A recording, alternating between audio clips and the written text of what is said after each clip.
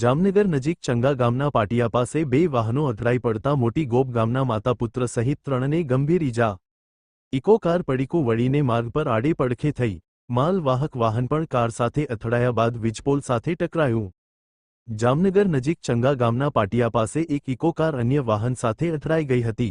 જે અકસ્માતમાં ઇકો કારના ચાલક અને તેના માતા તથા ભાભી સહિત ત્રણ વ્યક્તિને નાની મોટી ઈજા થઈ છે. જે બનાવ અંગે પોલીસમાં ફરિયાદ નોંધાવવામાં આવી છે.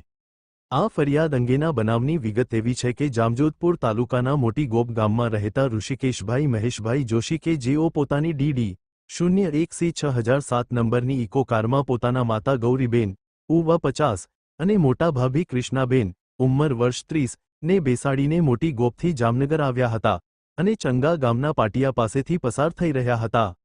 જે દરમિયાન પૂરપાટ ઝડપે આવી રહેલી GJ10TY 1977 નંબરની સુઝુકી કંપનીની કેરી મોડલની માલવાહક ગાડીના ચાલકે ટક્કર મારી દેતા અકસ્માત સર્જાયો હતો. જે અકસ્માતમાં ઇકો કારનો બુકો બોલી ગયો હતો અને માર્ગ પર પડીકું વળીને આડા પડખે થઈ ગઈ હતી.